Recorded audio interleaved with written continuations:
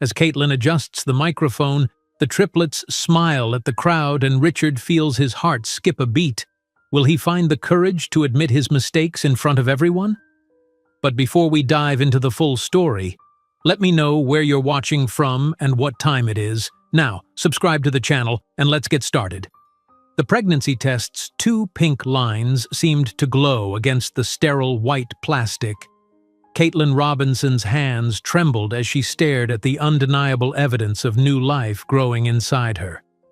Not just 1 life, but 3, according to yesterday's ultrasound. 3 tiny heartbeats that had changed everything. Standing in the master bathroom of the elegant Brookfield duplex she shared with Richard, Caitlin pressed a hand to her still flat stomach. At 28, she hadn't planned on becoming a mother quite yet, but the news filled her with unexpected joy. Richard would be surprised, certainly, but they'd been together for 2 years.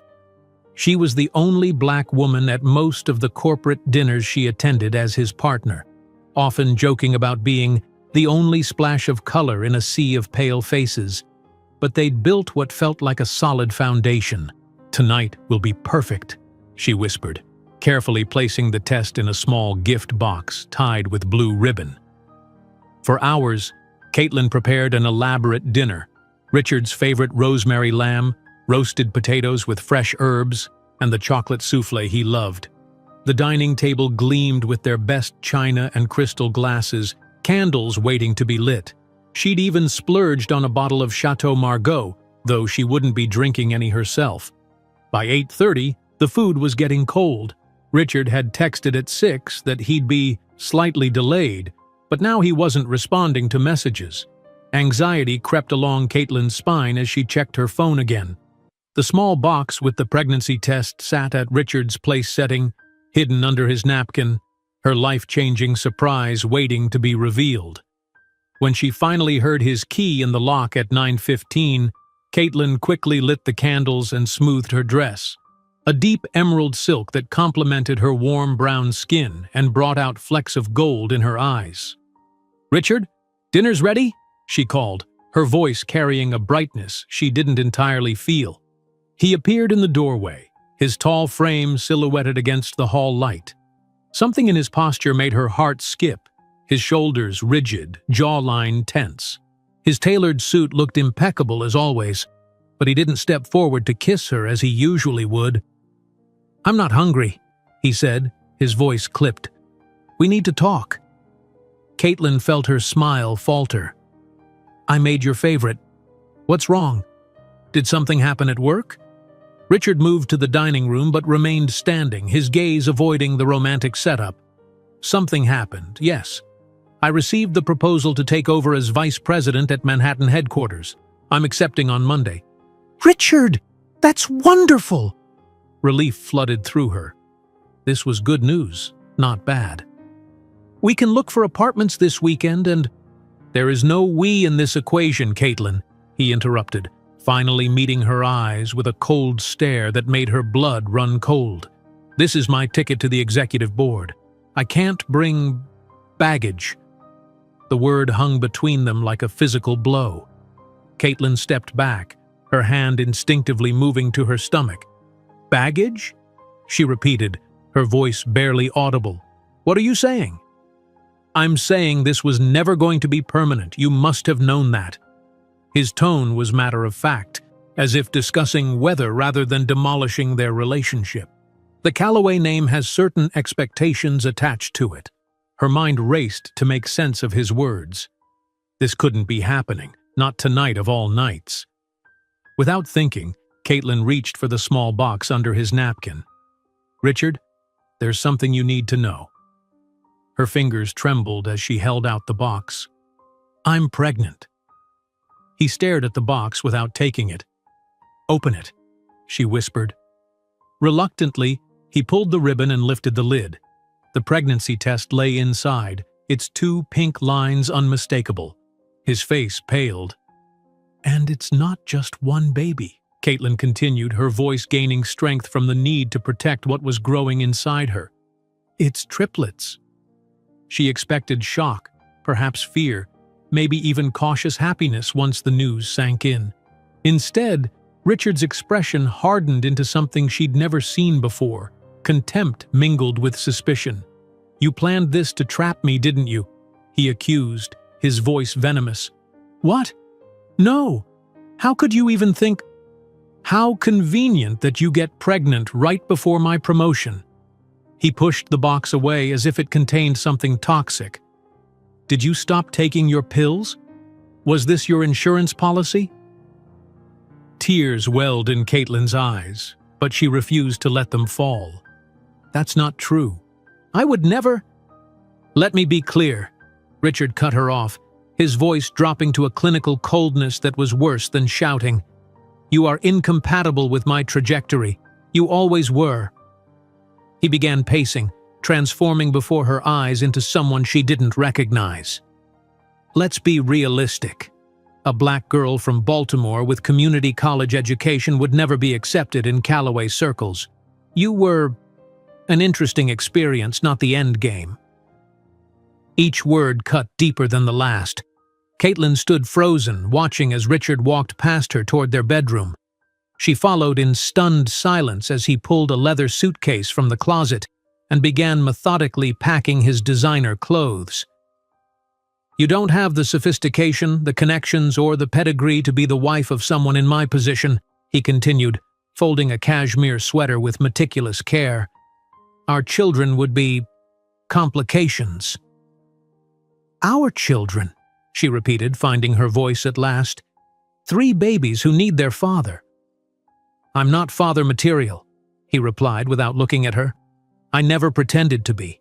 The Callaway line needs proper heirs, not mixed-race bastards from a relationship that was never meant to last." The casual cruelty of his words knocked the air from her lungs. Somehow Caitlin remained standing, watching as he packed his life away from hers with brutal efficiency. "You can keep the apartment until the lease ends next month," he added, as if offering a generous concession. "My lawyers will contact you about suitable arrangements." "Suitable arrangements?" The words tasted like ash in her mouth. "You're talking about our children." "Your children," he corrected, zipping the suitcase closed. "I trust you'll be sensible about this. Financial support can be arranged, provided there's no publicity." He lifted the expensive Italian leather suitcase and walked past her without a backward glance. Caitlin followed him to the door, unable to process that this was actually happening. "Richard, please," she said, hating the pleading in her voice but unable to stop herself. "We can figure this out together. Just don't leave like this." For a moment he paused at the door, and hope flickered briefly. Then he checked his watch, a Patek Philippe she'd given him for his birthday, and shook his head. "You were never part of the plan, Caitlin. I have a legacy to fulfill." The door closed behind him with a quiet click that somehow hurt more than a slam would have. Through the frost-edged window, Caitlin watched Richard load his suitcase into his Lexus, his movements unhurried and precise. He never once looked back at the apartment, at her, as he drove away into the cold Connecticut night. For hours, she stood in the silent apartment, candles burning down to stubs, dinner congealing on expensive china. The unreality of the evening kept her suspended in shock until her phone chimed with an email notification. From Pierce Global Human Resources subject, employment termination, restructuring. The words blurred as she read about organizational restructuring and position elimination, corporate euphemisms that couldn't disguise Richard's hand in erasing every trace of her from his life. Not content with abandoning her personally, he'd ensured she'd lose her financial stability too. With trembling fingers, Caitlin checked her bank account, $247.19. No health insurance after the end of the month, no family to call for help, and 3 lives depending entirely on her. That night, curled on the bathroom floor, Caitlin alternated between bouts of morning sickness and waves of desperate tears. The cool tile pressed against her cheek as she whispered promises to the tiny lives inside her, promises of protection, of love, of a future built on her own terms. In the harsh fluorescent light, She caught sight of her reflection in the bathroom mirror, eyes swollen, face drawn with exhaustion and fear. But beneath the devastation, something else flickered, a steely determination that would become her salvation. The next morning, Caitlin tore the photo of her and Richard from its silver frame, the glass shattering on the hardwood floor. As she cleaned up the shards, a piece sliced into her palm, drawing a thin line of blood. She stared at the small wound, then wrapped a tissue around it. "This will remind me never to trust empty promises again," she whispered to herself, watching the red bloom through white. As dawn broke over Brookfield, Caitlin made a silent vow to her unborn children. "You will never need someone who didn't want us." Sitting on that cold bathroom floor that freezing night, Caitlin couldn't possibly imagine that in 13 years, she would be commanding a $380 million company in Manhattan, about to acquire the division where Richard worked. Caitlin stared at the rejection email on her phone screen, her 6th in just 7 days. The same corporate euphemisms appeared yet again. Moving forward with other candidates, impressive qualifications, wishing you success in your job search. She knew better. Each interview had gone brilliantly until the moment the recruiter stepped out to check some details and returned with a suddenly cooled demeanor. "They're calling Pierce Global," she whispered to her empty apartment, rubbing her slightly swollen abdomen. "Richard made sure I'm untouchable." The apartment that had felt like home just 2 weeks ago now loomed as a ticking clock. 21 days until the lease expired. 21 days to find employment, housing, and medical care for herself and the triplets growing inside her. Caitlin forced herself off the couch and into the shower. The warm water couldn't wash away the panic, but it cleared her mind enough to formulate a plan. She had to take any job. Pride was a luxury she could no longer afford. By evening, she'd submitted 23 applications to positions far below her qualifications. Receptionist, administrative assistant, retail, anything that might overlook reference checks in favor of an immediate start. 3 days later, Caitlin sat in the cramped office of the Night Owl Hotel, a budget establishment 15 blocks from her soon-to-be former luxury address. The night manager, a weary-eyed man named Harold, barely glanced at her resume. "Night shift is 11 to 7. Front desk coverage, basic bookkeeping, handling guest complaints. Can you start tomorrow?" The salary was less than a third of what she'd earned at Pierce Global, but it was something. "Yes," Caitlin answered immediately. "Thank you for the opportunity."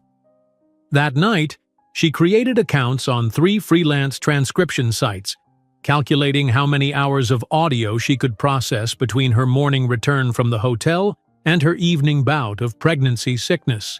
Sunday brought another opportunity. A catering company needed servers for corporate brunches. The manager hired her on the spot, uninterested in references for a weekend gig that paid cash. The following weekend, Caitlin stood in a pressed white shirt and black pants, serving mimosas to Connecticut's business elite at a venture capital firm's networking brunch. Her feet ached, her back throbbed, and the scent of eggs made her stomach churn dangerously. "Caitlin? Caitlin Robinson?" She turned to find Marcus Wilton, a former colleague from Pierce Global, staring at her with uncomfortable recognition. Behind him, 2 other executives from her former department quickly averted their eyes. "Good morning, Mr. Wilton," she replied with practiced professionalism. "May I offer you a mimosa?" His discomfort was palpable. Yes, thank you." He lowered his voice. "Are you all right? We heard you left the company suddenly." "I'm doing fine," Caitlin lied smoothly. "Just exploring new opportunities." As she moved to the next table, she caught fragments of whispered conversation. Richard's ex, apparently pregnant. Shame about her career. That night, Caitlin tallied her earnings for the week: hotel job, transcription work, catering. It would cover rent for a small 1-bedroom in a less desirable neighborhood, not enough for proper prenatal care for a high-risk pregnancy with triplets. The community clinic waiting room was crowded and overheated. Caitlin had taken 2 buses to get there, scheduling the appointment during the narrow window between transcription work and her hotel shift. She'd been waiting for 3 hours when her name was finally called. "Caitlin Robinson?" A petite Asian-American doctor with kind eyes and a no-nonsense demeanor beckoned her into the exam room. "I'm Dr. Sarah Zhang. You're pregnant with triplets?" "Yes," Caitlin confirmed, settling onto the examination table. 14 weeks now." Dr. Zhang reviewed the ultrasound from Caitlin's previous visit. "This is a high-risk pregnancy. You should be seeing a specialist." "I lost my insurance," Caitlin explained simply. "I'm between professional positions at the moment." Dr. Zhang nodded without judgment, but her eyes narrowed as she took Caitlin's vitals. "Roll up your sleeves, please." Caitlin complied, revealing arms dotted with multiple bruising from blood draws. "These are from different days, Doctor," Zhang observed, gently touching the varying colors of bruises, "and different facilities." "I've been price shopping for labs," Caitlin admitted. "And these dark circles under your eyes? How much are you sleeping?" "Enough," Caitlin replied evasively. Dr. Zhang set down her clipboard. "Ms. Robinson, I need honesty to help you properly. Your triplets depend on your health." Something in the doctor's direct gaze broke through Caitlin's carefully maintained facade. "I work nights at a hotel, days doing online transcription, weekends catering. I sleep about 4 hours between shifts." "You're working 24 hours a day," Dr. Zhang stated flatly. "That's not sustainable for anyone, let alone someone carrying triplets." For the first time since Richard's departure, Caitlin's composure cracked. "I don't have a choice. I need to save enough before they arrive. No one will hire me properly. The father made sure of that." To her surprise, Dr. Zhang didn't offer platitudes. Instead, she pulled out her personal cell phone. "My brother is an employment attorney. This sounds like pregnancy discrimination, which is illegal. Would you be willing to meet with him?" 3 days later, Caitlin sat across from David Zhang in his modest office. Unlike the gleaming corporate law firms she was accustomed to, his space was practical and welcoming, with diplomas from Fordham Law sharing wall space with framed newspaper articles about successful discrimination cases. "Tell me everything," David said after introductions. "Start with your position at Pierce Global and end with today." For an hour, Caitlin detailed her relationship with Richard, her pregnancy announcement, his abandonment, and her subsequent termination. David took meticulous notes, occasionally asking clarifying questions but never displaying the disbelief or judgment she'd feared. "Did he put anything in writing? Emails about the pregnancy or your termination?" Caitlin nodded. "He texted about dealing with the situation and not being involved. And I have the termination email citing restructuring when no other positions were eliminated." David set down his pen, leaning forward with intensity. "What they did to you constitutes pregnancy discrimination, clear as day. Pierce Global will pay, not just financially." "I can't afford a lengthy legal battle," Caitlin cautioned. "I have 3 babies coming in less than 6 months." "We'll work on contingency," David assured her. "And we'll move quickly.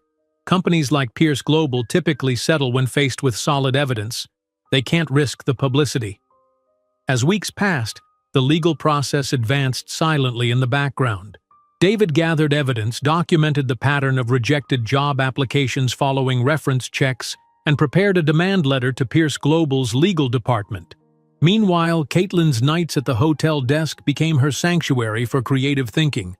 During quiet hours between guest check-ins, she began sketching business models on the hotel's scrap paper. A platform connecting skilled mothers to flexible corporate positions, a system that would value their talents while accommodating their family responsibilities. She named it Rising Tide, after the proverb her grandmother had often repeated, "A rising tide lifts all boats." By her 28th week, Caitlin had developed comprehensive spreadsheets, market analyses, and implementation strategies. Her body ached constantly from overwork and the growing weight of her triplets, but her mind remained sharp, driven by necessity and vision. During a follow-up appointment, Dr. Zhang checked her blood pressure with concern. "It's elevated. You need rest, Caitlin." "I'll rest after the babies come," she replied, though they both knew that was unlikely. "Have you prepared for their arrival? Do you have support?" Caitlin thought of her empty apartment. She'd downsized to a one-bedroom with barely enough space for a single crib, let alone 3. "I'm working on it." Sarah squeezed her hand. "David says the case is progressing. Just hold on a little longer." 2 weeks later, at 30 weeks pregnant, Caitlin experienced the first contractions while transcribing medical dictations at her tiny kitchen table. She called Dr. Zhang, who directed her immediately to the hospital. "Premature labor. We need to administer steroids for the baby's lungs and try to delay delivery," the attending physician explained after examining her. As nurses prepared her for monitoring, Caitlin's phone rang. David Zhang. "Pierce Global is offering settlement," he announced without preamble. $850,000 with a standard confidentiality clause. No admission of wrongdoing. The number seemed unreal to Caitlin, whose bank account had hovered below $300 for months despite her endless work. "They're actually paying?" "The evidence was irrefutable," David explained, "and their new diversity initiative makes this kind of scandal particularly unwelcome. The board wants it gone yesterday." That night, as medications flowed through her IV to calm her contractions, Caitlin reviewed the settlement documents David had couriered over. $850,000, enough for a proper home for her children, for health insurance, for the beginning of the business she'd sketched out during lonely nights. The next morning, contractions resumed with greater intensity. "We can't delay any longer," Dr. Zhang explained, now present as her personal physician. "We're prepping you for cesarean section." As the orderlies wheeled her toward the operating room, Caitlin placed both hands on her enormous belly, feeling the movement of the 3 lives inside. "Your names will be Elijah, Ethan, and Ezra Robinson," she whispered fiercely. "And I promise that one day, when the man who denied you looks into your eyes, he will see everything he wasn't capable of seeing in me." That night, while Caitlin recovered from surgery and her tiny sons fought their first battles in the NICU, she couldn't have known that the settlement money would be just the initial capital for an empire that would one day make Richard Calloway beg for a chance at recognition. The shrill cry of a newborn pierced the silence of Caitlin's hospital room. Not just any cry, one of her sons. Though only 4 days postpartum, she could already distinguish between them. This was Elijah, the firstborn, always the most vocal of her triplets. "I'm coming, little one," she whispered, wincing as she carefully maneuvered herself from the bed. The C-section incision throbbed with every movement, a constant reminder of the physical toll her body had endured. Her sons had arrived at 30 weeks, tiny fighters, each weighing just over 3 pounds. A nurse appeared in the doorway. "Ms. Robinson, please stay in bed. I can bring him to you." "I need to learn to do this myself," Caitlin replied, determination overriding pain. "We'll be going home eventually, and there won't be nurses there." The reality of that statement hit her as she spoke it. Home. A one-bedroom apartment barely big enough for her alone, let alone 3 infants. The settlement money sat untouched in a newly opened account, her lifeline and her future, but one she hadn't had time to properly utilize yet. 2 months later, Caitlin stood in the doorway of a modest 2-bedroom apartment in Queens, balancing Ethan against her shoulder while the moving company brought in the last of her sparse furniture. The dining table, a sturdy oak piece that had cost more than she would have spent pre-settlement, was positioned beneath the apartment's best light source, already covered with a laptop, printer, and stacks of meticulously organized folders. "This is home now, boys," she told her sons, who were finally all home from the NICU. Ezra and Elijah slept in a double bassinet nearby. None of them were on monitors anymore, a milestone that had allowed Caitlin to finally exhale after weeks of constant vigilance. That night, after positioning all 3 babies within arm's reach of her makeshift bed on the living room couch, Caitlin opened her laptop. The settlement money provided a safety net, but she knew it wouldn't last forever. Not with the expenses of raising triplets in New York. The Rising Tide business plan stared back at her from the screen, no longer just late-night scribbles, but a fully formed concept with market analyses and implementation strategies. One step at a time, she reminded herself, beginning to type an email to potential website developers. By morning, Caitlin had sent 15 emails and created basic branding materials. She had also been up 6 times for feedings, changed 9 diapers, and soothed countless fussy moments. Her eyes burned from exhaustion, but a fierce energy propelled her forward. When Ezra began crying at 5:30, Caitlin was already awake, reviewing responses from 2 developers. She lifted him gently, balancing him in one arm while typing one-handed.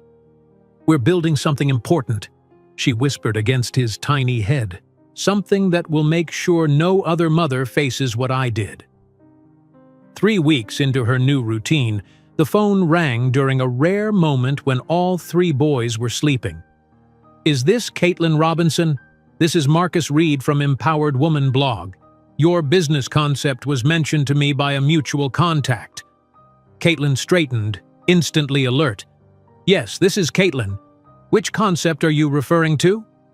Rising Tide, the platform connecting skilled mothers to flexible corporate positions. "I'd like to feature it in our Innovations in Female Entrepreneurship series." As she explained her vision to Marcus, one of the babies began crying. She continued speaking professionally while moving to lift Elijah, cradling him against her shoulder without missing a beat. "That sounds like you're already in the thick of motherhood," Marcus noted when she finished. "Triplets," Caitlin admitted. "They're 3 months old." The silence on the other end spoke volumes. "You're launching a business platform with 3-month-old triplets?" His tone conveyed astonishment. Now that's a story our readers would find compelling. The article published 2 weeks later, From Corporate Cast-Off to Entrepreneur, How One Mother of Triplets is Revolutionizing Work for Women. The piece detailed Caitlin's concept, without mentioning Richard or Pierce Global. The confidentiality agreement prevented that, but conveyed the essence of her journey from corporate professional to single mother to innovative entrepreneur. The day after publication, Sarah Zhang arrived at Caitlin's apartment with groceries to find her friend staring at her laptop in disbelief.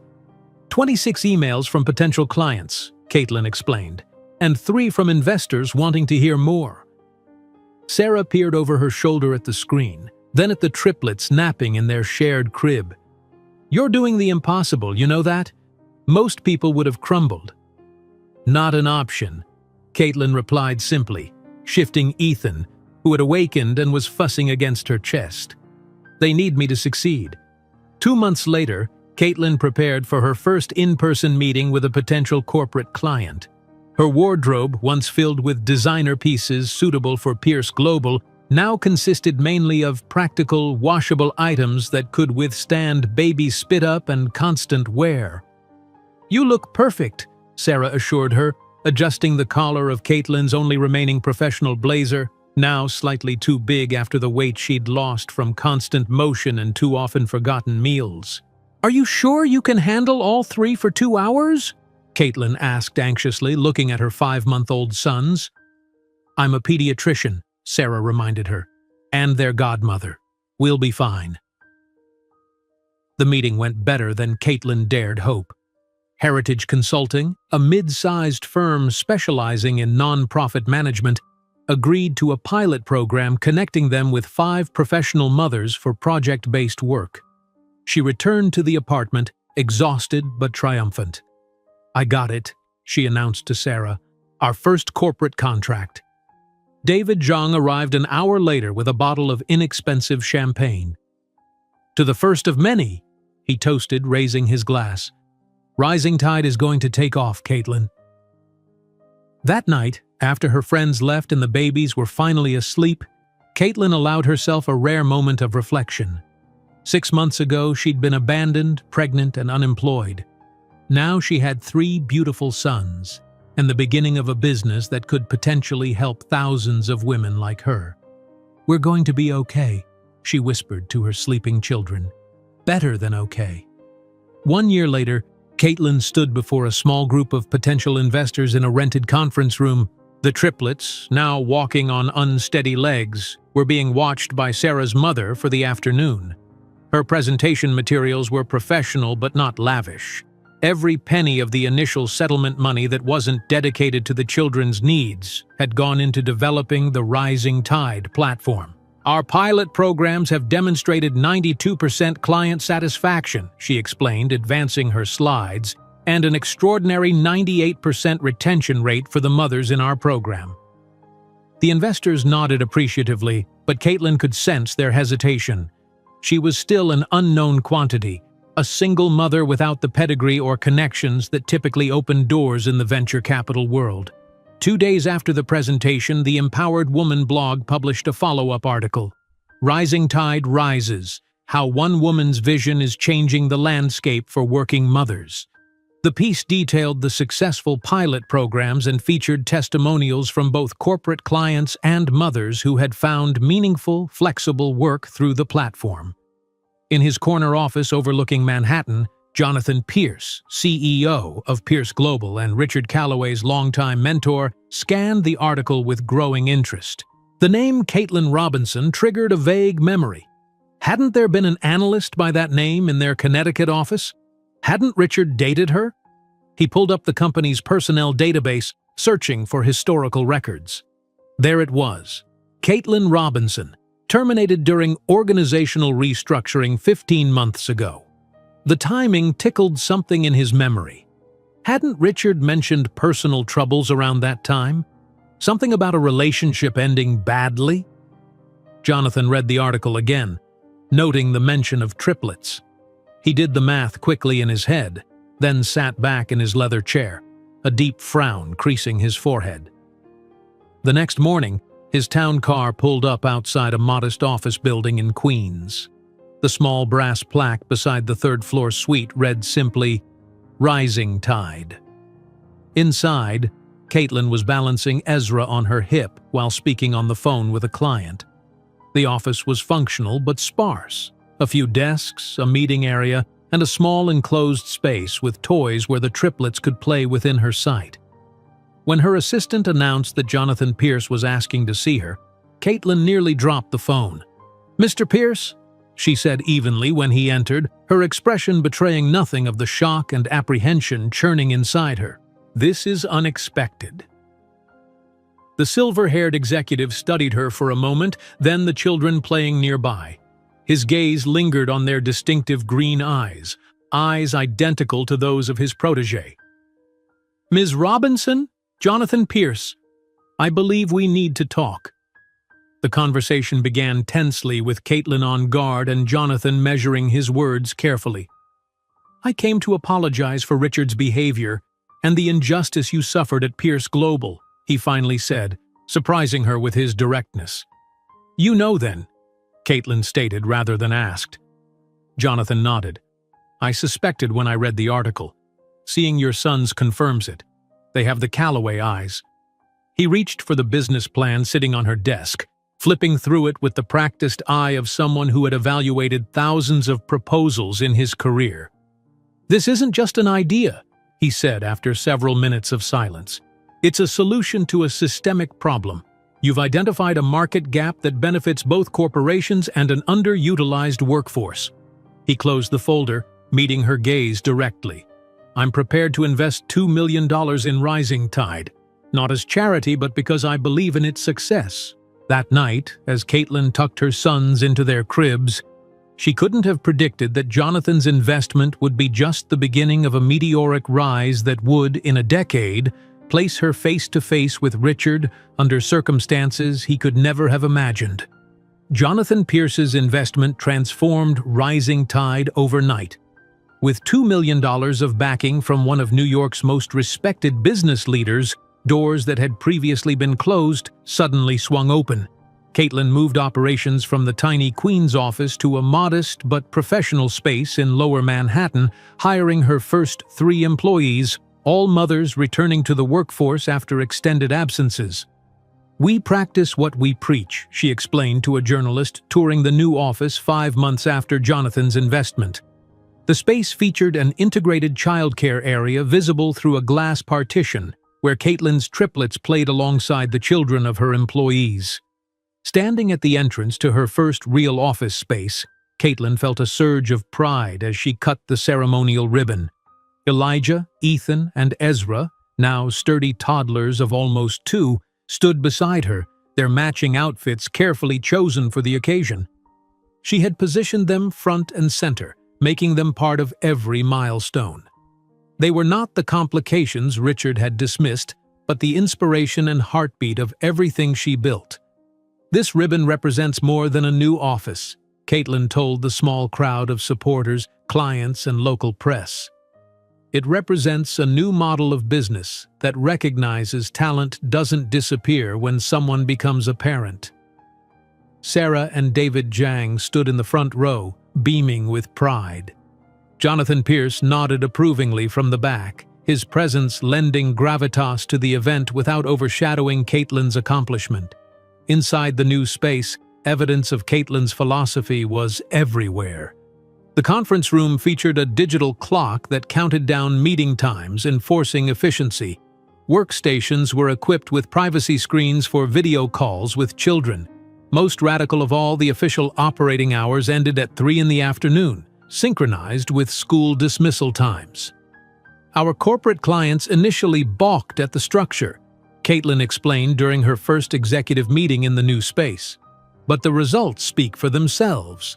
Our teams accomplish more in 6 focused hours than most offices do in 8 distracted ones." Through the glass partition, she could see Elijah stacking blocks with the daughter of her operations manager. Her sons were growing so quickly, their faces losing the roundness of babyhood, their personalities becoming more distinct. Elijah, the natural performer. Ethan, thoughtful and observant. Ezra, already showing signs of analytical brilliance as he meticulously sorted toys by color and size. 6 months after the office opening, Heritage Consulting renewed their contract at double the previous value. 2 weeks later, a national retail chain signed on for Rising Tide's placement services.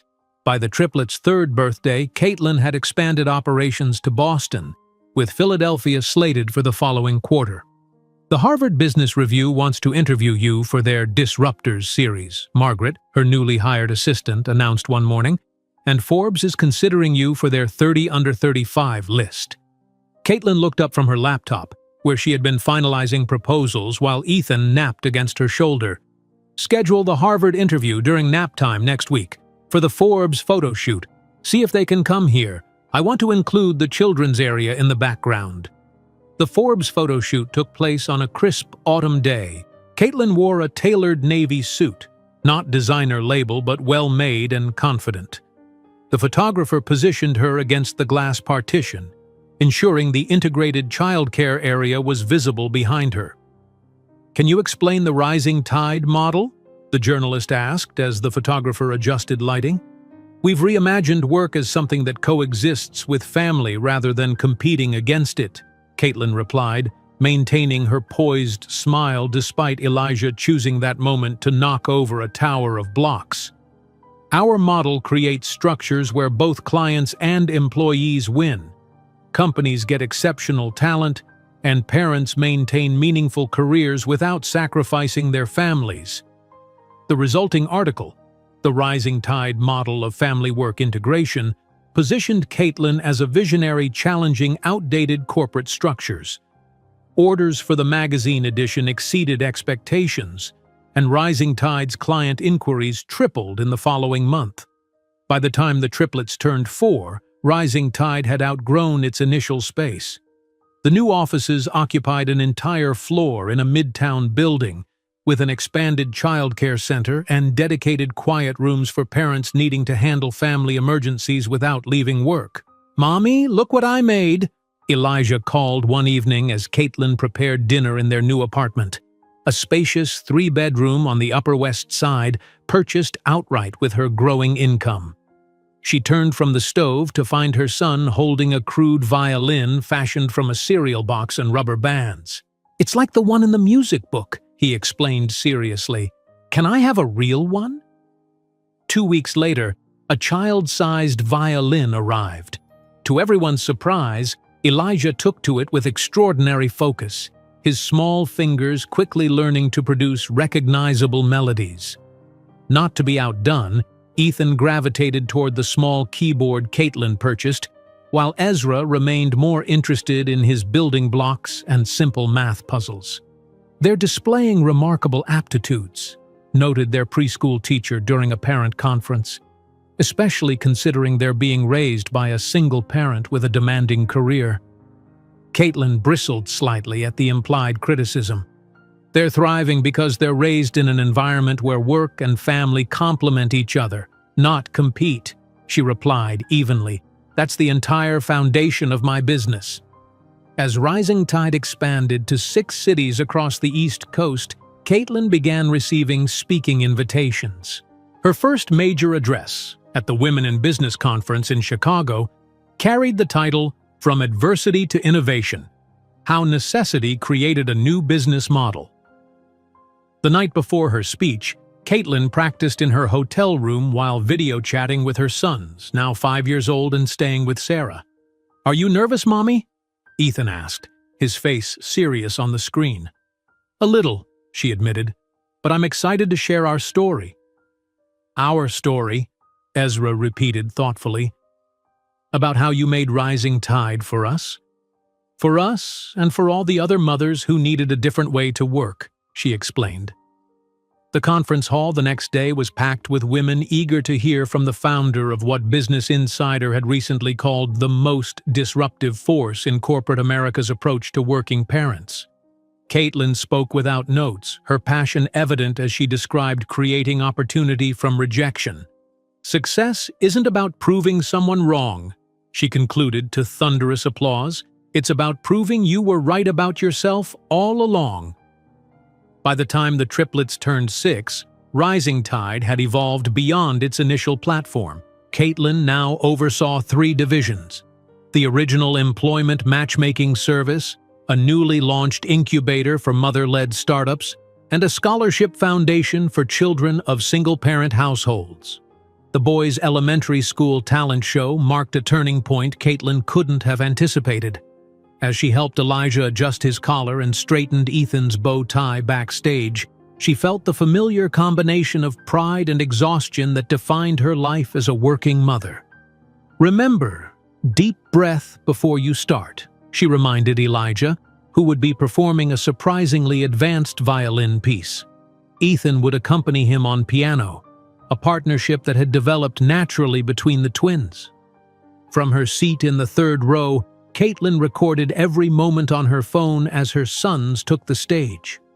The audience fell silent as the first notes filled the auditorium, not the simple melodies expected from 6-year-olds, but a technically challenging piece performed with remarkable precision. As applause erupted, Caitlin noticed an elegant older woman several rows ahead, watching the boys with unusual intensity. Something about her profile triggered a vague recognition. The woman's silver-streaked hair was expertly coiffed, her clothing expensive but understated, the unmistakable look of old money. When the woman turned slightly to comment to her companion, Caitlin felt her breath catch. The aristocratic nose, the particular tilt of the chin. She was looking at Eleanor Calloway, Richard's mother and matriarch of the Calloway dynasty. After the performance, as parents and children mingled in the school gymnasium, Eleanor approached the twins, who were accepting compliments from their music teacher. "Your performance was extraordinary," she told them, her accent refined New England. "You remind me so much of my son at your age. He played violin beautifully." Caitlin stepped forward, placing protective hands on her son's shoulders. "Thank you," she said calmly, studying the woman who would have been her children's grandmother. Eleanor's eyes widened slightly as she took in Caitlin's face. something like recognition flickering briefly before disappearing. "Your children are remarkably talented. You must be very proud." "I am," Caitlin confirmed. "They work hard at their music." Eleanor seemed about to ask something more, perhaps about the boy's father, when the principal announced the winners of the talent competition. The moment passed as attention returned to the stage where Elijah and Ethan were called to receive first prize. As Caitlin watched Eleanor Calloway applauding her grandsons without knowing their relationship, she felt a premonitory shiver, as if the universe were preparing an inevitable meeting that would place her and Richard's worlds on a collision course. That shiver of premonition stayed with Caitlin long after Eleanor Calloway had disappeared into the crowd of proud parents. She found herself searching for the woman's silver-streaked hair among the guests at the reception, half dreading, half anticipating another encounter. But Eleanor had vanished as suddenly as she had appeared, leaving only questions in her wake. 8 years after Richard's abandonment, Caitlin Robinson's life bore no resemblance to the broken woman who had once curled on a bathroom floor, alternating between morning sickness and desperate tears. At 36, she commanded respect in business circles where her name had become synonymous with innovation in workplace flexibility. The girl from Baltimore, who Richard had deemed lacking sophistication, connections, or pedigree, now regularly shared speaking platforms with CEOs of Fortune 500 companies. "Ms. Robinson, the Singapore conference needs your commitment by Friday," Margaret reminded her, sliding a folder across Caitlin's desk at Rising Tide's headquarters. "And Time magazine wants to confirm your availability for the cover shoot next month." Caitlin glanced up from her laptop, where she'd been reviewing the quarterly performance of their Boston office. "Schedule the photo shoot here if possible. I want the boys included." She paused, considering the international invitation. "For Singapore, let me check with Sarah about her availability to stay with the Triplets." The Time magazine cover appeared 3 months later. Caitlin Robinson, elegantly confident in a tailored burgundy suit, flanked by her 8-year-old sons in matching navy blazers. The headline read, "Rewriting the Rules: How Caitlin Robinson's Rising Tide is Transforming the American Workplace." Inside, a 12-page spread detailed the company's meteoric rise and its revolutionary approach to integrating professional achievement with family life. In their Upper West Side apartment that evening, the boys crowded around the coffee table, examining copies of the magazine with undisguised pride. "That's our mom," Ethan declared, pointing to Caitlin's image on the glossy cover. "One of the 100 most influential people," Ezra added, having carefully read the article's subtitle. Elijah, ever the performer, stood and took an exaggerated bow. "Thank you for your applause. I'd like to thank my mother, the famous business lady." Caitlin laughed, pulling him into a hug. "Famous business lady? Is that my official title now?" The moment of levity faded as Ezra, always the most thoughtful of the three, looked up from the magazine with a serious expression. "Mom, why do we sometimes get mail addressed to Calloway instead of Robinson?" The question froze Caitlin mid-motion. Occasionally, invitations or correspondence from people who knew Richard came addressed to Calloway, assuming she had taken his name. She had always discarded them without comment. "Where did you see that?" she asked carefully. "On an envelope last week," Ezra replied, "and I heard Mrs. Peterson call you Mrs. Calloway at the school office once." Caitlin took a deep breath. At 8 years old, her sons were increasingly aware of the world around them, picking up on details she thought she had successfully shielded from them. "Let's sit down," she said, moving to the living room sofa and patting the spaces beside her. The boys settled around her, sensing the importance of the moment. "I've told you that families come in many different forms," she began, choosing her words with care. "Some have 2 parents, some have 1, some have grandparents or aunts and uncles who raise children." 3 pairs of identical green eyes, Richard's eyes, watched her intently. "You've asked about your father before, and I've explained that he wasn't ready to be a parent when you were born." This was the gentle version she had offered when the questions first arose around age 5. Calloway is his last name, Richard Calloway. Is he dead? Ethan asked bluntly. No, he's not dead, Caitlin replied, suppressing a wry smile at her son's directness. He lives in New York, actually. He works in corporate education. Ezra's analytical mind immediately connected the dots. So we could meet him if we wanted to? It's more complicated than that, Caitlin said gently. Richard made choices based on his career and ambitions, choices that didn't include forming a family at that time. He didn't want us? Ethan's voice was small, a rare vulnerability showing through his usually confident demeanor. The moment demanded absolute honesty, tempered with protection. He didn't want the responsibility of being a father, Caitlin clarified. That says more about him than about you. Elijah, who had remained uncharacteristically quiet, suddenly moved to hug her fiercely. We don't need him. We have you, and you've always been enough. The simple declaration brought unexpected tears to Caitlin's eyes. She held her son close, marveling at his emotional intelligence and innate kindness, qualities he had developed without any influence from Richard. Later that night, after the boys were asleep, Caitlin sat at her laptop, her finger hovering over the search button. It had been years since she'd looked up Richard online, a deliberate choice to focus forward rather than backward. But the conversation with her sons had opened old questions. She typed his name, Richard Calloway Pierce Global. The search results populated quickly. Press releases about the Pierce Global Educational Division, conference speaker announcements, a profile in Educational Executive Quarterly.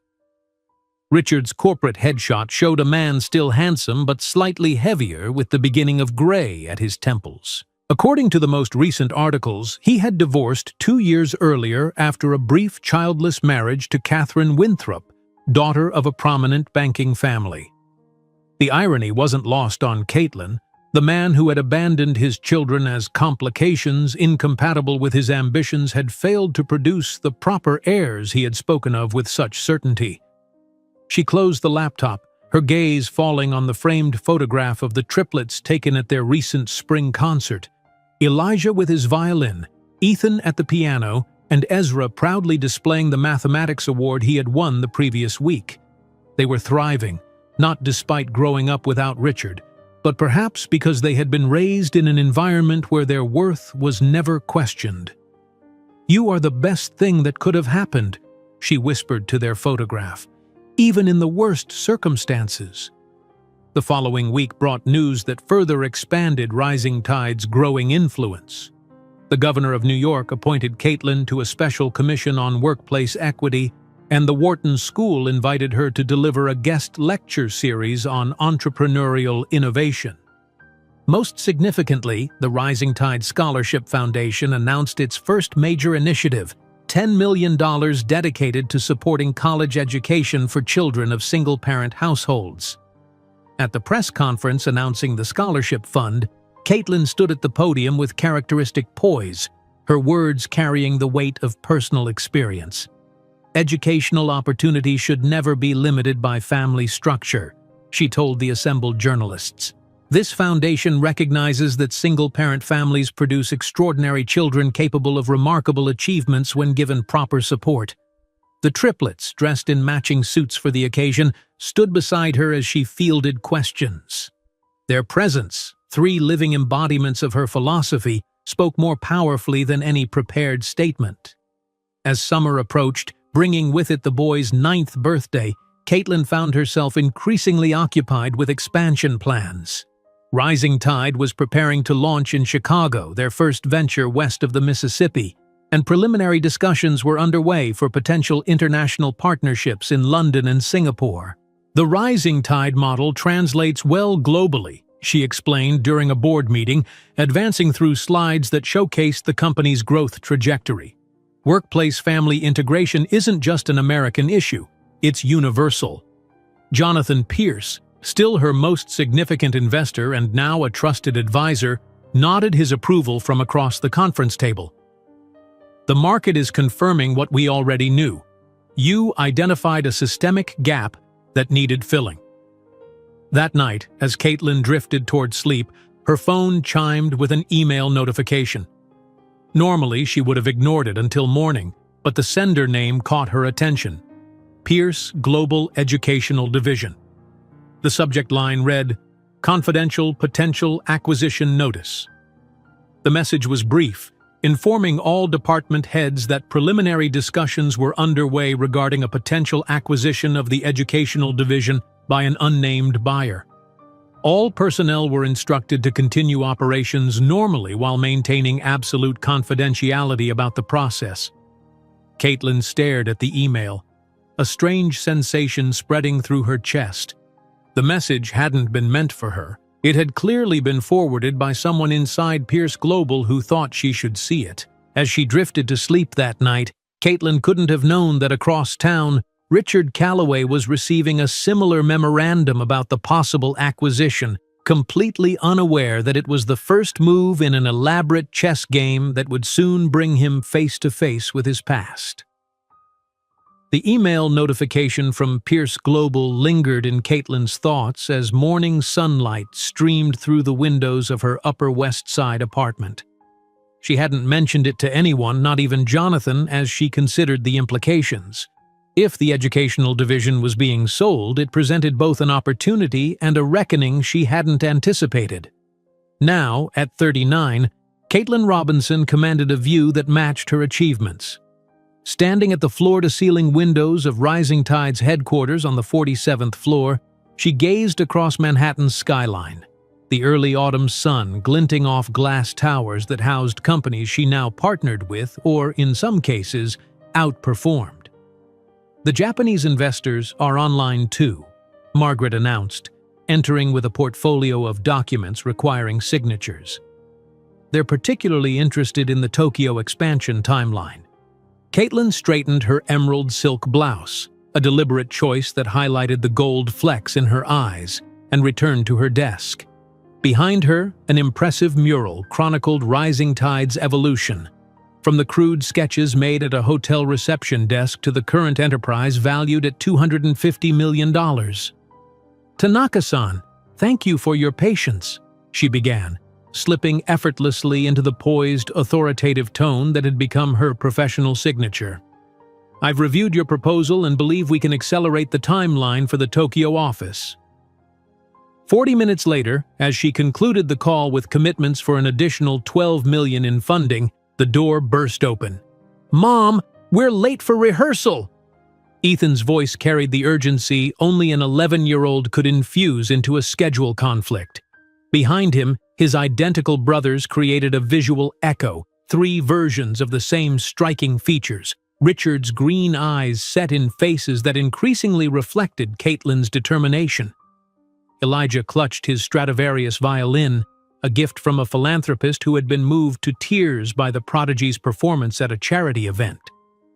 Ethan carried sheet music for his latest piano composition, while Ezra, the quietest of the 3, held his tablet displaying complex mathematical equations that would challenge most college students. "I apologize for the interruption, Ms. Robinson," Margaret said, following the boys into the office, "but Mr. Pierce has requested confirmation for tomorrow's event. He also asked if the boys will be performing before dinner." Caitlin's relationship with Jonathan Pierce had evolved from investor-entrepreneur to genuine alliance. After discovering how his protégé had manipulated Caitlin's dismissal, Jonathan had sought her out personally to apologize. Impressed by her business plan and determination, he'd become Rising Tide's first significant investor and now served as her most trusted advisor. "Please confirm our attendance," Caitlin replied, gathering her things. "And yes, the boys will perform the Mendelssohn piece they've been practicing." In the private elevator descending to the garage, Elijah practiced fingering techniques against his thigh, while Ezra muttered logarithmic equations under his breath. Ethan, ever attuned to his mother's moods, studied her face. "You're thinking about something big," he observed. "Your eyebrow does that thing when you're planning a major move." Caitlin smiled, amazed at how perceptive her son had become. I am considering something significant, a business opportunity that would be our largest acquisition yet. The Pierce Global Education Division, Ezra stated rather than asked, his analytical mind connecting dots others would miss. I saw the confidential memo on your desk last week. At home that evening, after the boys had rehearsed for their performance, Caitlin sat at her desk reviewing financial reports. Fortune magazine lay open beside her laptop, her own image staring back under the headline, "The Silent Revolutionary of Silicon Valley, How Caitlin Robinson is Changing the Future of Work." The article praised her vision but missed the deeply personal motivation behind it. No journalist knew the full story of Richard's abandonment. The confidentiality agreement had held, protecting Pierce Global from scandal and inadvertently giving Caitlin the clean slate she needed to build without distraction. Her phone chimed with a text from Jonathan. Strategic meeting tomorrow. 9 a.m. important opportunity to discuss. The following morning, Jonathan arrived at her office with uncharacteristic excitement, carrying a thick folder stamped "Confidential." "I've been approached by Pierce Global's board," he began, spreading documents across her desk. "The educational division is underperforming, but it has incredible potential with the right leadership." Caitlin maintained her composed expression as Jonathan outlined the situation. Pierce Global was divesting its educational division, a network of corporate training centers, talent development programs, and educational technology platforms operating in 14 cities nationwide. With our expertise and their reach, we could transform their talent program into something revolutionary, Jonathan explained, pointing to market penetration statistics. It's a perfect complement to Rising Tide's existing services. Caitlin studied the organizational chart, her heart rate accelerating slightly when she found what she was looking for. Richard Calloway, Regional Director, Connecticut Operations. "What's the asking price?" she asked, her voice betraying nothing of the complex emotions swirling beneath her professional demeanor. "$78 million, Jonathan replied. "Steep, but well within our capacity, especially with the backing I've already secured from Matsuhara Group." For the next hour, they discussed integration strategies and potential synergies. Jonathan never mentioned Richard specifically. Whether from discretion or oversight, Caitlin couldn't tell. When he departed for another appointment, she remained at her desk, staring at the organizational chart. Alone in her office, Caitlin opened her laptop and typed Richard's name into the search bar. His corporate biography appeared on the Pierce Global website, accompanied by a photograph taken perhaps 2 years earlier. He looked older, with noticeable receding at his temples and a slight thickening around his jawline. His career trajectory showed stagnation. He had held the same regional director position for nearly 5 years, unusual in a company known for either advancement or replacement. Further searching revealed gossip column mentions of his divorce from Catherine Winthrop 3 years earlier and his reputation as a demanding manager with high employee turnover. The man who had once called her incompatible with his trajectory had himself plateaued professionally. Caitlin closed the search window and opened her calendar, scheduling a meeting with Rising Tide's legal team. Subject: potential acquisition, clean process review. 3 days later, she sat across from her chief counsel in the company's sleek conference room. "I want a clean, transparent acquisition," she instructed the team. "No hostile maneuvers. This should benefit both organizations." That evening at home, Caitlin watched her sons practice for the charity concert at the Waldorf Astoria. Elijah's violin sang through a complex passage, while Ethan's fingers danced across the piano keys. Ezra, though not performing, provided critical analysis of their timing with metronome precision. "You're rushing the allegro section," he told his brothers, tapping his pencil against his notebook. "The mathematical relationship between the notes requires exact timing." As the boys fine-tuned their performance, Ezra approached Caitlin with the directness that characterized his interactions. "Is our father going to be at the concert?" he asked, his green eyes, so like Richard's, studying her reaction. The question caught Caitlin off guard. "Why would you ask that?" "Because you're acquiring the company division where he works," Ezra replied matter-of-factly. "It seems logical that paths would cross eventually."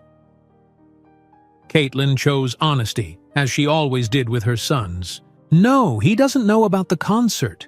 He doesn't know about your musical accomplishments or that Elijah's been accepted to Juilliard's pre-college program." "Does he know anything about us at all?" Ezra persisted. "No," Caitlin answered softly. "He chose not to be part of our lives, but that says more about him than about you."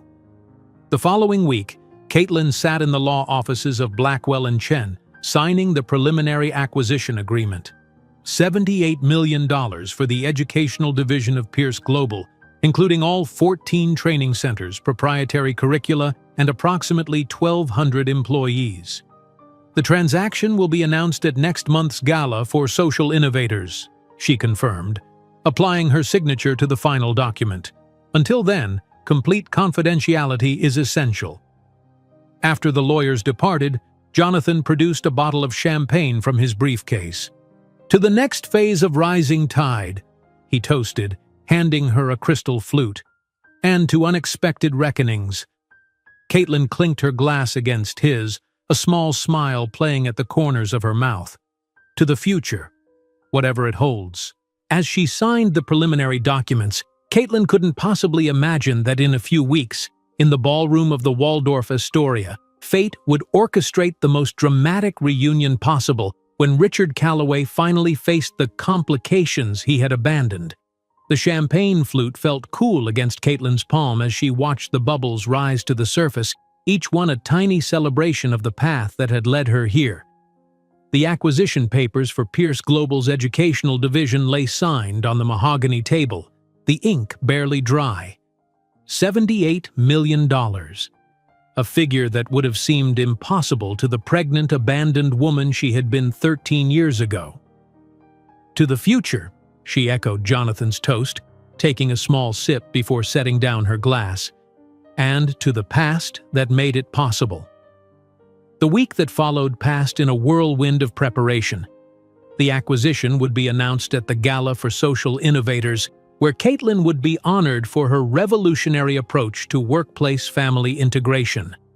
The event carried significance beyond business.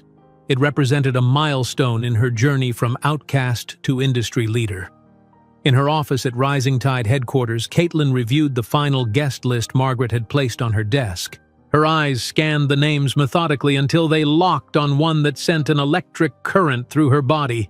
Richard Calloway, Regional Director, Pierce Global Educational Division.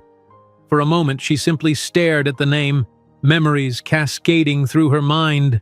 The cold night he had walked out, the bathroom floor where she had curled in despair, the years of struggle and triumph that followed. She had known this moment was inevitable once the acquisition process began, but seeing his name in black and white made it suddenly, viscerally real. "Is everything in order with the guest list?" Margaret asked, noticing her prolonged silence. Caitlin drew a measured breath, composure returning like armor sliding into place. "Yes, thank you, Margaret. No changes necessary." That evening at home, Caitlin stood before her bedroom mirror, evaluating the Vera Wang gown delivered that afternoon. The deep sapphire silk draped elegantly across her shoulders, the color magnificent against her brown skin. She had come far from the days when designer clothing meant second-hand finds from consignment shops. As she smoothed the fabric, her fingers brushed against the small scar on her right hand, a permanent reminder of that night 13 years ago when she had cleaned up the broken picture frame, Richard's face smiling up from shattered glass. "This night isn't about him," she murmured to her reflection. It never was. In the living room, the triplets were trying on their custom tuxedos, their reflections multiplied in the large mirror above the fireplace. "We look like identical penguins," Elijah laughed, adjusting his bow tie. "Technically, our facial structures are becoming more differentiated as we mature," Ezra corrected, though he was smiling too. Studies show that monozygotic triplets develop subtle distinctions that family members can recognize but strangers cannot.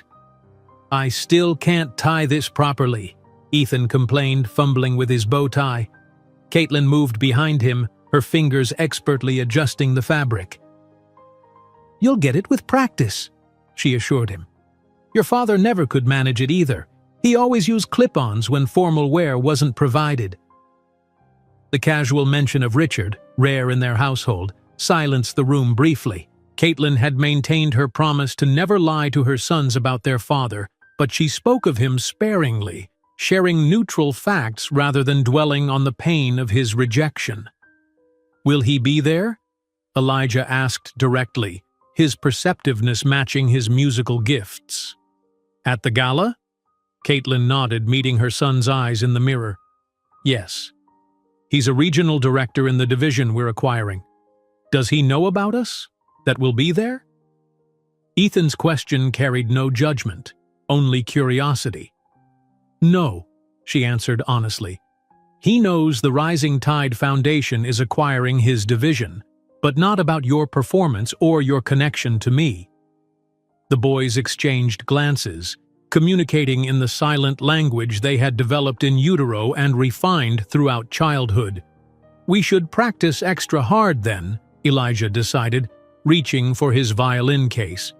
"If this is our first impression, it should be our best work." Caitlin helped Elijah adjust his violin, the moment between them intimate and affirming. "I'm so proud of the man you're becoming," she said softly, smoothing his collar. "All of you. You have compassion and integrity that can't be taught." The day before the gala, Caitlin received an unexpected call from Jonathan Pierce. "Richard just requested a meeting with me," he reported. "He's nervous about the acquisition and fishing for information." "What did you tell him?"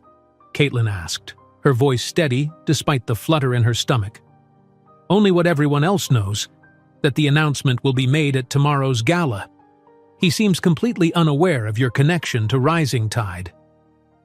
After ending the call, Caitlin opened her laptop and typed Richard Calloway Pierce Global into the search bar.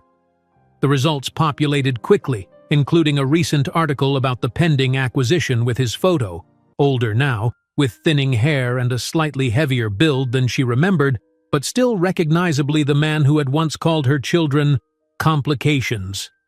Across town, in his office at Pierce Global, Richard Calloway stared at the formal invitation bearing the Rising Tide logo.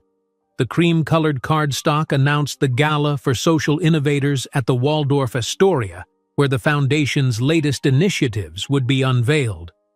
As a regional director of the educational division, his attendance was requested and expected. Richard sighed, placing the invitation in his briefcase. The rumors about acquisition had been circulating for weeks, creating an atmosphere of tension and uncertainty. His position already felt precarious. Budget cuts and declining enrollment had placed his division under scrutiny, and his management style had garnered complaints from several employees. His attention drifted to a financial news article open on his computer screen. The headline read, "Rising Tide Foundation Poised for Major Acquisition," accompanied by a photograph of Caitlin Robinson accepting an industry award. Richard froze, a strange jolt of recognition coursing through him. He enlarged the image, studying the woman's face with growing disbelief. Older, certainly, and projecting a confidence he didn't recognize, but unmistakably the same Caitlin he had abandoned 13 years ago. "Impossible," he muttered, quickly searching for more information. Articles appeared detailing the extraordinary CEO who raised triplets while building an empire. Photographs showed Caitlin at various events with 3 identical boys, now teenagers with distinctive green eyes. His eyes. The implications hit him with physical force, his breath catching as puzzle pieces fell into place. Triplets. The pregnancy he had dismissed, the complications he had walked away from, and now, somehow, improbably, Caitlin was not only successful but apparently purchasing his division, positioning herself as his superior. The morning of the gala dawned clear and crisp. In her suite at the Four Seasons, Caitlin sat before the vanity as a makeup artist applied the finishing touches to her look.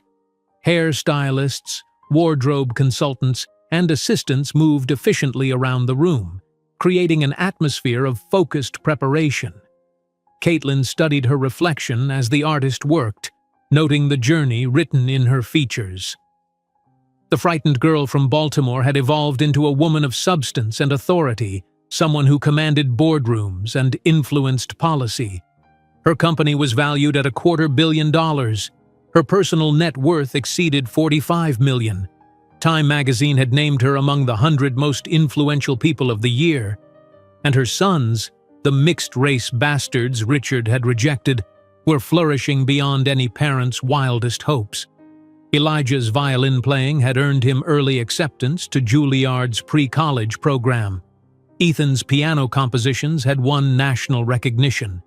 Ezra's mathematical insights had been published in journals typically reserved for graduate students. As the makeup artist stepped back to evaluate her work, Caitlin touched the small scar on her hand, a private talisman connecting her to the woman she had been and the strength she had discovered in her darkest hour. "Perfect," the artist declared, but Caitlin barely heard her. Her mind had already traveled to the Waldorf Astoria, where destiny awaited in the form of a man who had once deemed her insufficient. In the limousine en route to the gala, Caitlin sat between Ethan and Ezra while Elijah faced them, carefully holding his Stradivarius case. The boys wore identical tuxedos but had recently begun asserting their individuality through subtle personal touches. Elijah's patterned pocket square, Ethan's vintage cufflinks, Ezra's mathematical equation tie pin. As the car navigated Manhattan traffic, Caitlin mentally reviewed the details of the acquisition that would be announced that evening. $78.1 million for the educational division, incorporating 1,200 employees and 14 training centers, one of them directed by the man who had once considered her unsuitable. The irony wasn't lost on her, but it brought none of the satisfaction she might once have imagined. Caitlin Robinson had transcended the need for validation. This acquisition wasn't about revenge. It was about building something meaningful, something that would outlast personal history. Yet as the limousine approached the red carpet, she couldn't help but wonder about the expression on Richard's face when he finally saw the three young men who carried his eyes but none of his name or legacy. The Waldorf Astoria's grand ballroom glittered beneath cascading crystal chandeliers, a testament to old-world opulence. Wall sconces cast a warm glow across tables adorned with orchid centerpieces, while waitstaff in crisp black attire weaved through the crowd bearing trays of champagne. Manhattan's business and philanthropic elite exchanged pleasantries, their laughter creating a symphony of success and privilege. The very world that had once deemed Caitlin Robinson unworthy. Richard Calloway adjusted his bow tie as he navigated the crowd, forcing a confidence he no longer felt. At 45, his once athletic frame had thickened around the middle, and the receding hairline he fought with expensive products was more pronounced under the ballroom's unforgiving lights. Still, he carried himself with the practiced authority of old money, nodding to acquaintances while scanning the room for potential allies. Richard Calloway, Pierce Global. He introduced himself to a venture capitalist, extending a business card with a flourish. "My division specializes in executive talent development. Perhaps you've heard about our success rates in Connecticut?" The man nodded politely, clearly uninterested. Richard pressed on, desperation leaking through his polished veneer. "We're expecting significant expansion next quarter, despite these acquisition rumors," he continued, lowering his voice conspiratorially. "Between us, my division is considered the crown jewel of Pierce Global's educational assets." Before the investor could respond, a subtle shift rippled through the ballroom. Conversations hushed as attention gravitated toward the stage, where Jonathan Pierce approached the microphone. Richard checked his watch, 8:15, right on schedule for the evening's formal proceedings. "Distinguished guests," Jonathan began, his silver hair gleaming under the spotlight. This evening we celebrate not merely innovation, but redemption, how the greatest ideas often arise from the deepest adversity. A collective murmur of admiration announced a new arrival at the ballroom's entrance. Richard turned instinctively, his champagne flute freezing halfway to his lips as he glimpsed a vision that challenged reality itself. Caitlin Robinson stood framed in the doorway, resplendent in a sapphire gown that seemed to capture and amplify the light around her. The awkward analyst he had discarded had transformed into a commanding presence, her posture radiating the quiet confidence that comes only from hard-won success. But it was her companions that caused Richard's hand to tremble, nearly spilling champagne onto his tuxedo. 3 identical young men in impeccable formal wear flanked Caitlin, each bearing an unmistakable genetic signature, his own green eyes staring back at him from faces that combined his features with Caitlin's. 13 years had transformed the complications he had abandoned into striking young men on the cusp of adulthood. "It's with immense pride that I present our honoree," Jonathan continued as Caitlin progressed through the crowd, acknowledging admirers with gracious nods. Founder of Rising Tide, recently named to Forbes's 40 Under 40, and the visionary behind the largest private educational scholarship initiative in the United States, Caitlin Robinson. Applause erupted as Caitlin approached the stage. For a breathless moment, her eyes swept the room and locked with Richard's. The recognition was instantaneous, electric, a current of shared history coursing between them. Time seemed suspended as 13 years collapsed into a single heartbeat. Then, with a polite smile that might have been offered to any stranger, she broke the connection and continued toward the stage. The dismissal was so casual, so complete, that Richard felt physically struck. He had been catalogued and discarded in the space of a glance. On stage, Caitlin embraced Jonathan before turning to address the audience. Her voice, amplified by the microphone, carried a warm authority that commanded attention without demanding it. "Thank you all for supporting Rising Tide's mission to create workplaces where family and career strengthen rather than diminish each other," she began, her gaze sweeping the room but never returning to where Richard stood frozen. "My journey to this podium has taught me that rejection can be redirection, that closed doors are invitations to build your own doors." Each word resonated with their shared history, though she never directly acknowledged his presence. Richard found himself unable to move, transfixed by the public unveiling of consequences he had never allowed himself to imagine. "When traditional structures fail us, we discover what we're truly capable of building," Caitlin continued, gesturing toward her sons, seated in the front row.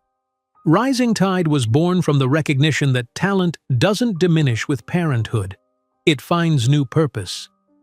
Jonathan returned to the microphone after Caitlin's speech concluded to thunderous applause.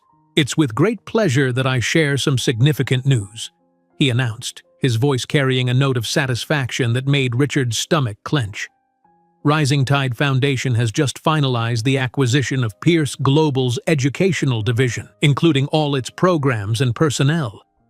Whispers erupted throughout the ballroom as the business implications registered among the assembled executives. Richard stood paralyzed, pieces falling into horrifying place. "Our goal," Jonathan continued, "is to expand quality education access to families traditionally facing barriers."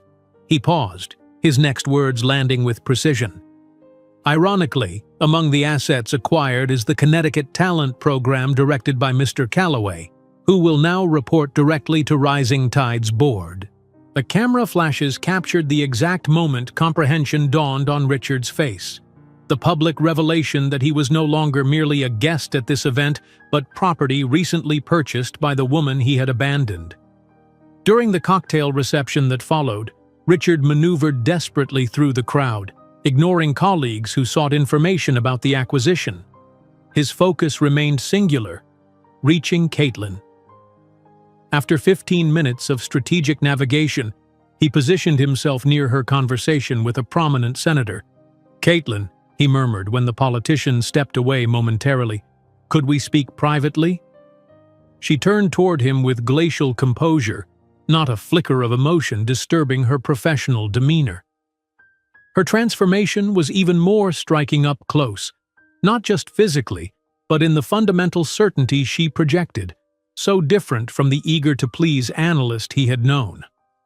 "Mr. Calloway," she replied, her voice businesslike, "appointments must be scheduled through my executive assistant. We're all looking forward to reviewing your division's performance next quarter." The formal address stung more than outright anger might have.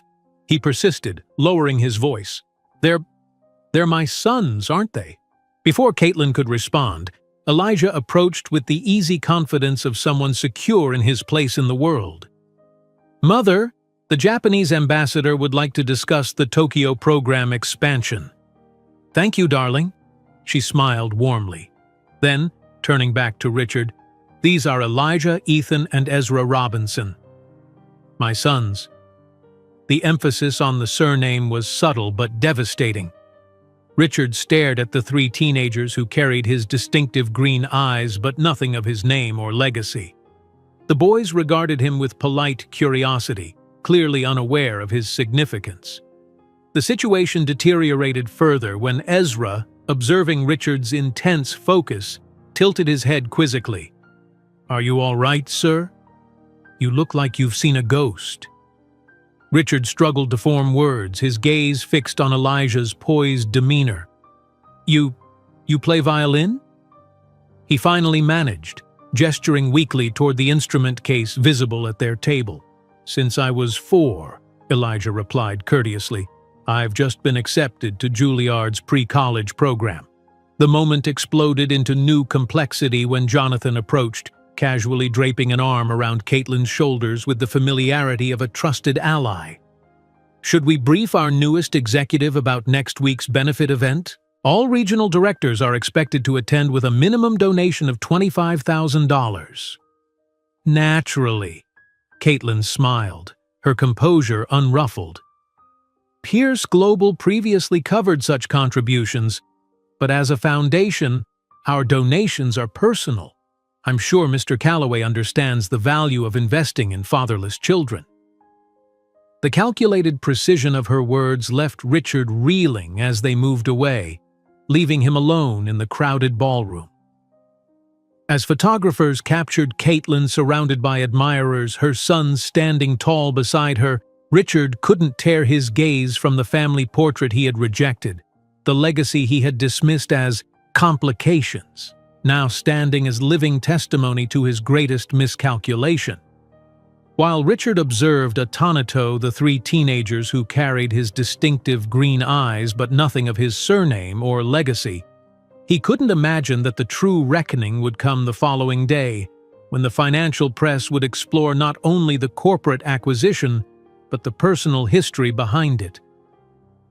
Richard stared at the three young men who carried his eyes but nothing of his name, the magnitude of his loss crystallizing with each passing second.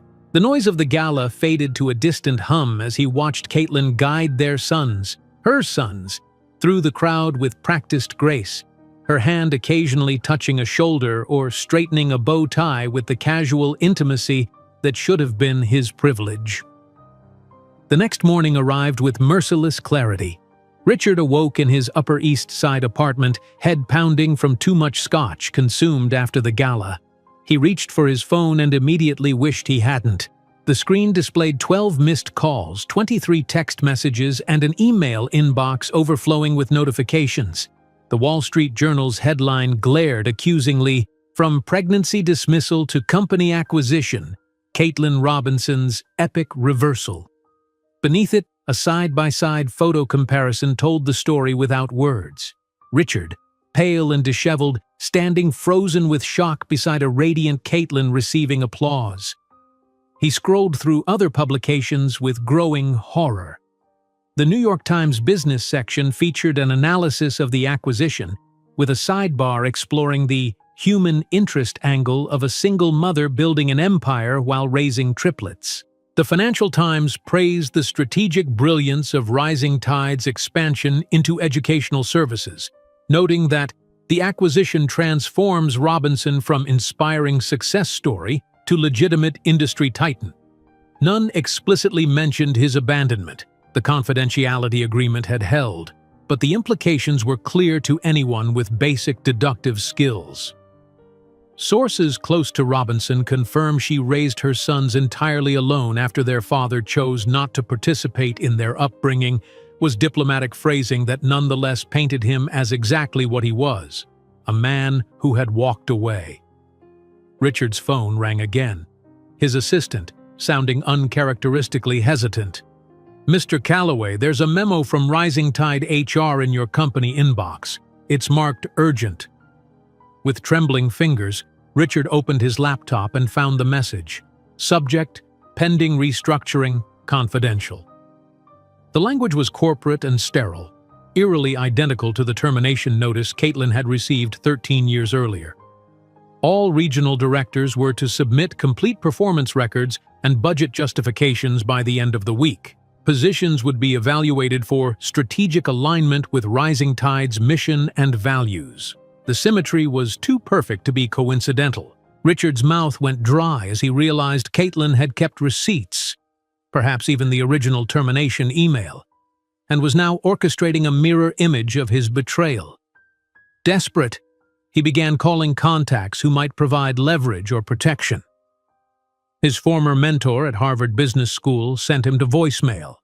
2 board members he'd played golf with monthly suddenly had assistants explaining they were traveling internationally. The CFO, who owed him a favor after Richard covered for his indiscretion at last year's retreat, responded with a terse text. "Can't get involved. Personal matter."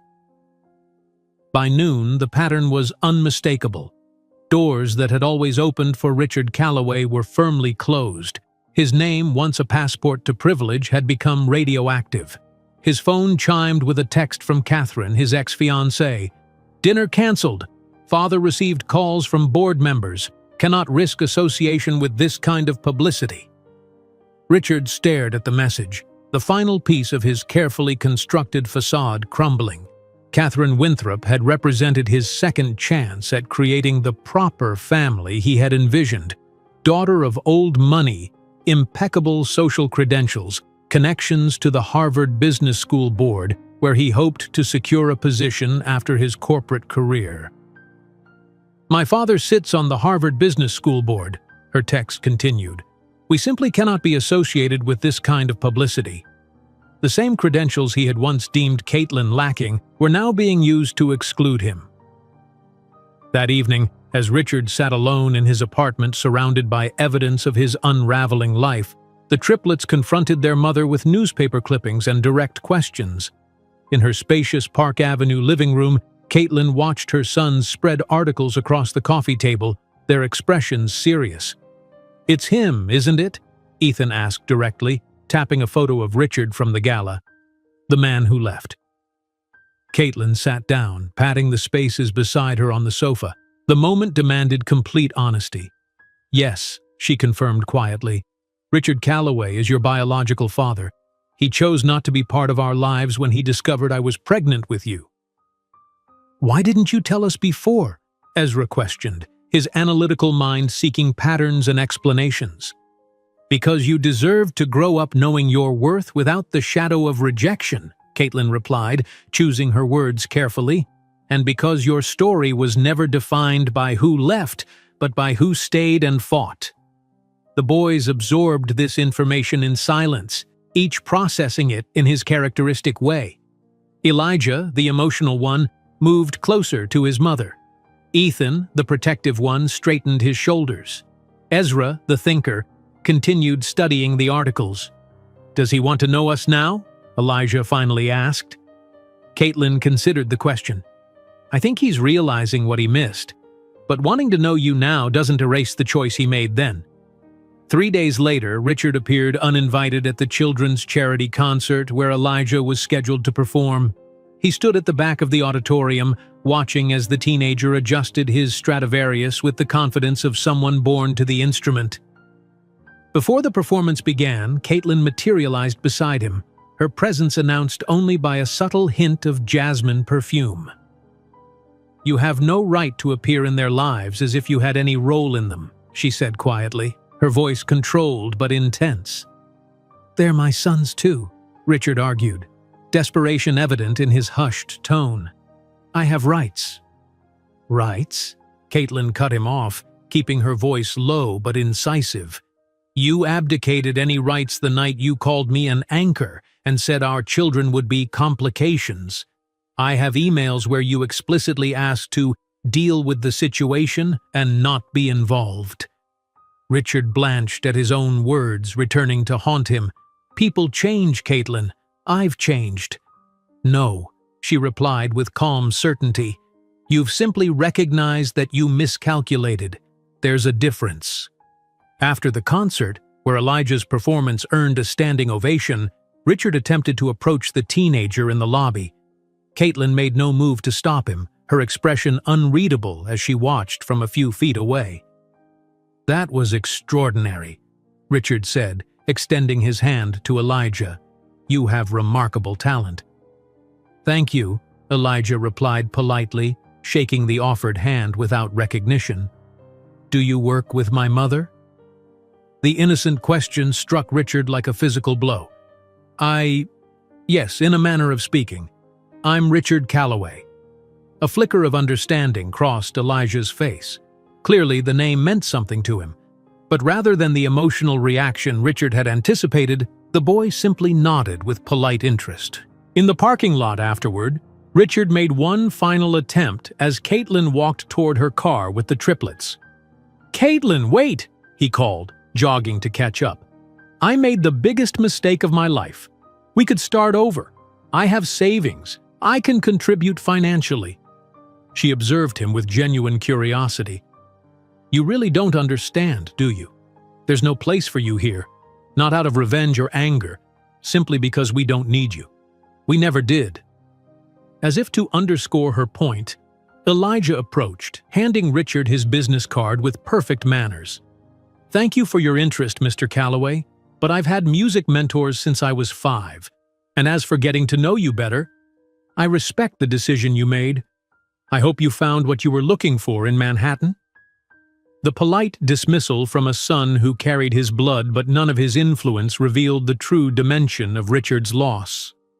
He watched helplessly as they drove away, 3 remarkable young men he had no claim to, and a woman whose success had far eclipsed his own. In the weeks that followed, Richard faced his performance evaluation at Rising Tide.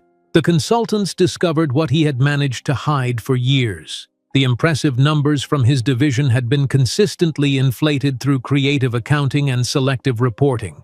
The metrics he had used to justify his position and bonuses collapsed under proper scrutiny. There was no need for Caitlin to orchestrate his dismissal. The evidence of his mismanagement provided ample justification for a voluntary departure with minimal references. His career, like his personal life, had been built on facades that could not withstand close examination. As Richard packed his office, watching former subordinates avoid eye contact, he couldn't help but recognize the perfect symmetry of justice. The woman he had deemed insufficient had become his superior in every measurable way, while the children he had rejected as complications had grown into young men of extraordinary promise. While Richard observed the dismantling of his professional reputation, he couldn't anticipate that his greatest loss would be watching from a distance as the 3 young men who carried his genetic legacy flourished under the guidance of the woman he had once considered disposable. Richard's world collapsed not with dramatic fanfare but with the quiet, inexorable dismantling of everything he had valued. As he placed the last of his personal items into a cardboard box, not even the dignity of the expensive leather briefcase he'd once carried, he glanced around the office that had been his domain for 8 years, the walls now bare of accolades, the desk cleared of the trappings of authority, the space already seeming to forget his presence. 3 weeks had passed since the gala, each day bringing fresh humiliation as the acquisition team from Rising Tide methodically excavated years of creative accounting and inflated results. They had been professionally ruthless, their findings presented without emotion but devastating in their precision. Client satisfaction rates that had never been properly surveyed, success metrics manipulated to reflect outcomes that didn't exist, budget allocations that couldn't be reconciled with actual expenditures. "Mr. Calloway?"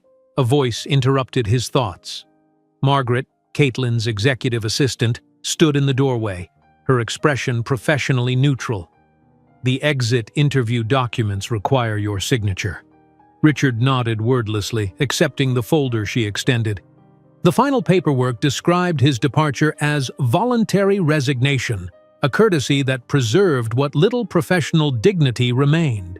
He signed without reading the details, knowing the references would be technically accurate but minimally helpful for future employment. "The car service will arrive in 15 minutes to collect you," Margaret added, her tone neither triumphant nor sympathetic. "Ms. Robinson asked me to ensure you have everything you need for a smooth transition." The calculated kindness stung worse than cruelty would have. Caitlin hadn't even appeared personally to witness his departure. His removal was a minor administrative matter, not worth her attention. Across Manhattan, Caitlin sat in a meeting with the Rising Tide Board, presenting expansion plans that reached far beyond the recent acquisition. "The Baltimore Development Center represents more than geographical growth," she explained, advancing through slides that showed architectural renderings of a modern building rising from what had once been abandoned warehouses. "By establishing our flagship training facility in my childhood neighborhood, we're creating a visible reminder that talent exists everywhere, waiting for opportunity." Jonathan Pierce nodded approvingly from his seat at the boardroom table. "The symbolism won't be lost on our partners or the press. Returning to your roots from a position of strength sends a powerful message."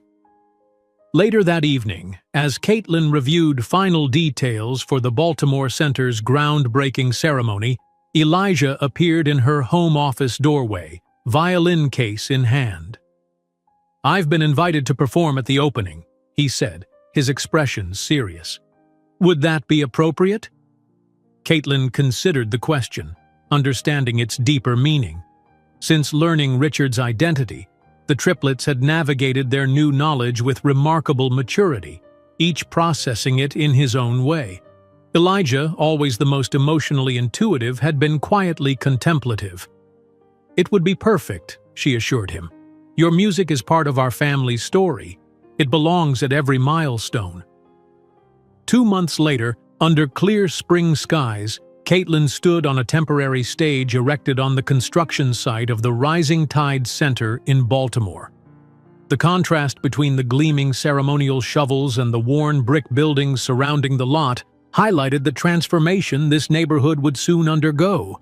"This center represents not just return to my roots, but investment in future generations," Caitlin told the assembled crowd of local residents, politicians, and media. "Every child deserves to see possibility in their horizon." The triplets stood beside her, poised and confident at 13. Elijah held his violin, prepared to perform after the speeches. Ethan had composed an original piece for the occasion, while Ezra had helped design the building's innovative learning spaces.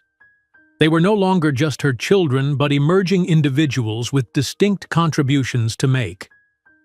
As Caitlin prepared to cut the ceremonial ribbon, she glimpsed a familiar figure at the edge of the crowd. Richard stood partially obscured by a support column, thinner than he had been at the gala, his expression unreadable from this distance. He wore no tie, his shirt collar open in the spring warmth, looking less like the corporate executive he had been and more like a man adrift.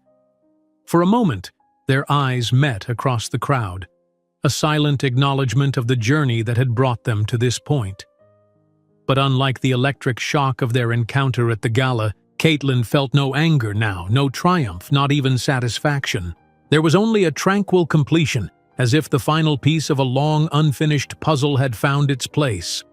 She offered a polite nod, the same courtesy she would extend to any stranger, before returning her attention to her sons and the ceremonial scissors in her hands. The crowd applauded as the ribbon fell away, officially launching the construction of what would become Rising Tide's most ambitious project yet. Richard remained at the periphery through Elijah's haunting violin performance, then slipped away before the reception began. He had come not to speak or to be seen, but simply to witness, perhaps to understand what might have been. That evening, at a celebratory dinner in a restored Baltimore row house similar to the one where Caitlin had grown up, she shared stories of her childhood with her sons. "My elementary school was 3 blocks from our new center," she told them, pointing out landmarks through the restaurant window. "I used to walk past those buildings every day, never imagining I'd return to transform them." "Was it hard growing up here?" Ethan asked, always sensitive to emotional undercurrents. "We had challenges," Caitlin acknowledged. "But my mother always told me that where you begin isn't where you have to end. She would be so proud of you 3. After dinner, as they returned to their hotel suite, Elijah handed her an envelope that had been delivered to the front desk. Inside was a simple card containing just 4 handwritten words. "You proved me wrong." The unsigned note required no explanation. Caitlin slipped it back into the envelope without comment, neither savoring the admission nor feeling wounded by the reminder. Richard's acknowledgement, like his rejection, had no power to define her worth. The following week brought momentous news that overshadowed any lingering thoughts of the past. Elijah received his formal acceptance to Juilliard's full program, Ethan to Berklee College of Music, and Ezra to MIT, all with full scholarships that recognized their extraordinary talents. "We should celebrate," Caitlin declared, gathering her sons in a group embrace that was becoming rarer as they grew taller than her. "These achievements are the result of your hard work and determination." "And your sacrifice," Ezra added quietly. "We know what you gave up to give us opportunities." "I gave up nothing that matters," Caitlin corrected gently. "I gained everything important when I chose to build our life on my terms." That night, as her sons slept, Caitlin stood on the balcony of their New York apartment, gazing at the city lights. 13 years had transformed the abandoned pregnant woman with $247 to her name into a powerhouse with a net worth exceeding $45 million. The Rising Tide Foundation now occupied multiple floors in a Manhattan skyscraper, its logo, 3 trees growing from a single seed, instantly recognizable across the business world. More importantly, the 3 lives Richard had dismissed as complications had blossomed into exceptional young men who would soon embark on their own remarkable journeys. They carried nothing of his name but something of his talent, refined and elevated by the values Caitlin had instilled: compassion, integrity, and unwavering belief in their own worth. As construction began on the Baltimore Center the following month, Caitlin attended the groundbreaking with her sons at her side. The Rising Tide logo, 3 trees growing from a single seed, stood proudly against the Baltimore skyline, a living monument not to vengeance but to resilience transformed into legacy. "Remember," she told her sons as they watched the first foundation stones being laid, "your value never depended on validation from someone who couldn't see it. Some people enter our lives only to show us our own strength when they leave." If you enjoyed today's video, I'm sure you'll love the next one. Don't waste time. Just click on the screen,